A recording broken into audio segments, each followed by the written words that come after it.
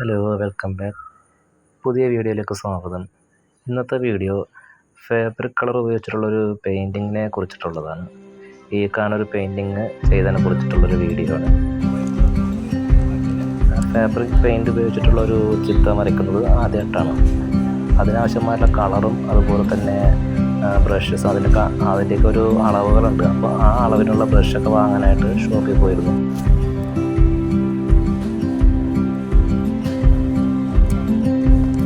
അപ്പോൾ അങ്ങനെ ബ്രഷും കളർ സെറ്റും വാങ്ങി. അപ്പോൾ ഫേബർ കാസ്റ്റൽ എന്ന് പറയുന്ന കമ്പനിയുടെയാണ് കളർ സെറ്റ് വരുന്നത്. പിന്നെ ബ്രഷ് ക്യാമലിൻ്റെ ഒരു 3 പോയിൻ്റുള്ള ബ്രഷാണ് വാങ്ങിയിട്ടുള്ളത്. പിന്നെ ഒരെണ്ണം ഓൾറെഡി എൻ്റെ കയ്യിൽ നേരത്തെ ഉള്ളൊരു ബ്രഷും ഉണ്ടായിരുന്നു.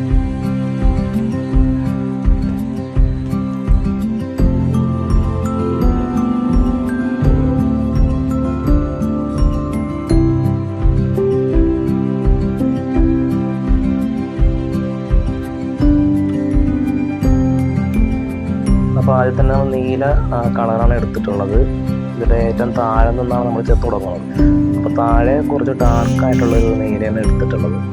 അപ്പോൾ ഏറ്റവും അടിയിൽ നല്ല ഡാർക്ക് കളറ് നമുക്ക് വരണം. കാരണം ഇതൊരു നൈറ്റ് വ്യൂ ആണല്ലോ. അപ്പോൾ താഴെ നല്ല ഡാർക്കായിട്ട് വരാൻ വേണ്ടിയിട്ട് തന്നെ നല്ല ഡാർക്കായിട്ടുള്ളൊരു നീല കളറാണ് താഴെ കൊടുത്തിട്ടുള്ളത്. പിന്നെ അവിടെ നിന്ന് മുകളിലോട്ട് ഷെയ്ഡായിട്ട് ലൈറ്റ് കളറിലേക്ക് പോകണം. അങ്ങനെയാണ് ചെയ്യാൻ ഉദ്ദേശിക്കുന്നത്.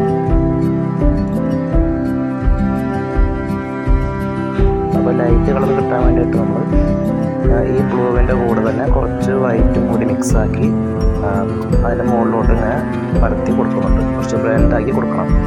ഏറ്റവും താഴ്ന്ന മുകളിലേക്ക് ഇങ്ങനെ ലൈറ്റായിട്ട് പോകാൻ വേണ്ടിയിട്ടാണ്. അപ്പോൾ ആ തരത്തിൽ നമ്മൾ ബ്രഷ് കൊണ്ട് ചെയ്യുന്നുണ്ട്.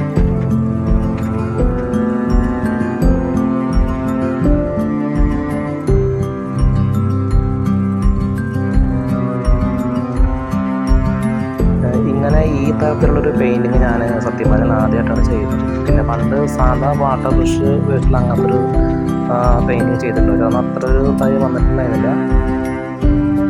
അതുപോലെ തന്നെ പെൻസിൽ ഡ്രോയിങ്ങും ചെയ്തിട്ടുണ്ട്. അപ്പോൾ ഈ തരത്തിലുള്ള ഒരു ഫാബ്രിക് പെയിൻറ്റ് ഉപയോഗിച്ചിട്ടുള്ള പെയിൻറ്റിങ് ആദ്യമായിട്ട് ചെയ്യണം. അപ്പോൾ ജസ്റ്റ് സാമ്പിളിനായിട്ട് ഒന്ന് വരച്ച് നോക്കുന്നതാണ്.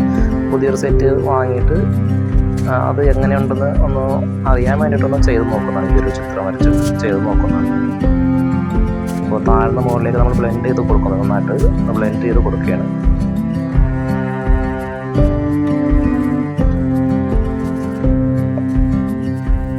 ശരിക്കും ഏറ്റവും നല്ലത് വരയ്ക്കാനൊക്കെ പറ്റിയത് ആയിട്ടുള്ള നമുക്ക് നല്ല റിസൾട്ട്, നല്ലൊരു എന്താ പറയുക, ഒരു ഫ്രണ്ട്ലി ആയിട്ടുള്ളത് ക്യാൻവാസ് തന്നെയാണ്.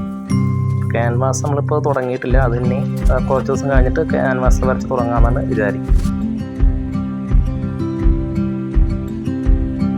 കൂടുതൽ ചന്ദനം കൂടി വരച്ചു കൊടുക്കാം. അത് തന്നെ നല്ല പ്യുവർ വൈറ്റിലുള്ള ഒരു അത് കൊണ്ട് തന്നെ ചെയ്തിട്ടുള്ളത്.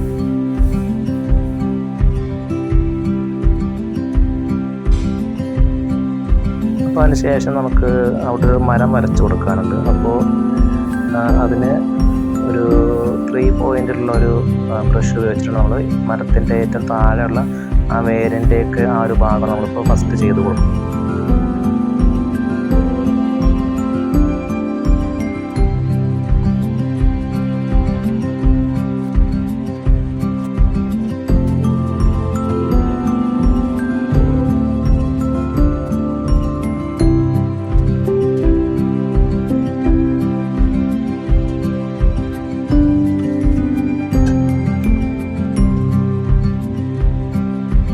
ഇതിൽ നമ്മൾ ചിത്രം വരയ്ക്കാനായിട്ട് ഇപ്പോൾ യൂസ് ചെയ്തിട്ടുള്ളത് A4 സൈസിലുള്ള ഐവറി ഷീറ്റാണ് നമ്മളിപ്പോൾ ഇതിൽ ഉപയോഗിച്ചിരിക്കുന്നത്. കാരണം ഇതിന് എപ്പോഴും നമ്മൾ തിക്നെസ് കൂടിയ ഒരു പേപ്പറിൽ വരയ്ക്കുന്നതിന് നല്ലത്. കാരണം തിക്നെസ് കുറയുന്നതനുസരിച്ച് ഇപ്പോൾ A4 സൈസ് സാധാ A4 പേപ്പറിലൊക്കെ ആണെന്നുണ്ടെങ്കിൽ അത് പെട്ടെന്ന് തന്നെ എന്താ പറയുക, നനഞ്ഞ് കുതിരും അതുപോലെ തന്നെ ചിലപ്പോൾ വീഴാനൊക്കെ സാധ്യത ഉണ്ടാകും. അപ്പോൾ ഞാനിപ്പോൾ ഈ ഫസ്റ്റ് ഞാൻ നേരത്തെ പറഞ്ഞല്ലോ, ആദ്യമായിട്ടൊന്ന് ട്രൈ ചെയ്ത് നോക്കുന്നതാണ്. അപ്പോൾ അതുകൊണ്ട് തന്നെ ഞാനൊരു ഐവറി ഷീറ്റാണ് ജസ്റ്റ് ഒന്ന് വരച്ചിരിക്കുന്നത്. ഇപ്പോൾ ഇനി കുറച്ച് കഴിഞ്ഞാലൊന്ന് ക്യാൻവാസിലൊന്ന് വരച്ച് തുടങ്ങുന്നതാണ് പ്ലാൻ ചെയ്യുന്നത്. ഇപ്പോൾ നമ്മൾ മരത്തിൻ്റെ വർക്ക് കഴിഞ്ഞിട്ടുണ്ട്. ഇനി മരത്തിൻ്റെ താഴെയുള്ള കുറച്ച് ആ തറയുടെ ഭാഗം കൂടി ഇപ്പോൾ വരച്ചുകൊണ്ടിരിക്കും. അപ്പോൾ അവിടെ നമ്മൾ ബ്ലൂവിൻ്റെ കൂടെ കുറച്ച് ബ്ലാക്കും കൂടി മിക്സ് ആക്കിയിട്ടാണ് കൊടുത്തിട്ടുള്ളത്. അതിൽ ഏറ്റവും താഴെ കുറച്ച് ഡാർക്കായിട്ടും അതിന് മുകളിലേക്ക് ഒന്നുകൂടി ലൈറ്റ് ആക്കിയിട്ടും അങ്ങനെയാണ് കൊടുത്തിട്ടുള്ളത്.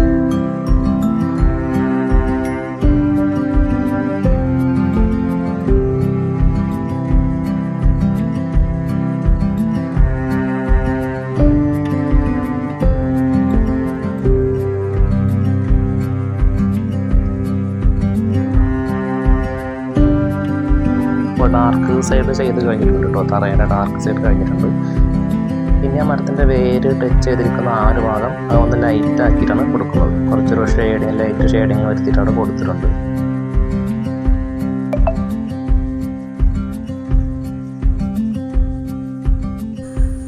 അങ്ങനെ ഫാബ്രിക് പെയിൻറ്റ് കൊണ്ടുള്ള നമ്മുടെ ഈ ഒരു പെയിൻറ്റിങ് കഴിഞ്ഞിട്ടുണ്ട്. അപ്പോൾ ഇതിനെക്കുറിച്ചുള്ള നിങ്ങളുടെ അഭിപ്രായങ്ങൾ എന്നെ കമൻറ്റ് ബോക്സിൽ അറിയിക്കുക. മറ്റൊരു വീഡിയോ ആയിട്ട് വീണ്ടും കാണാം.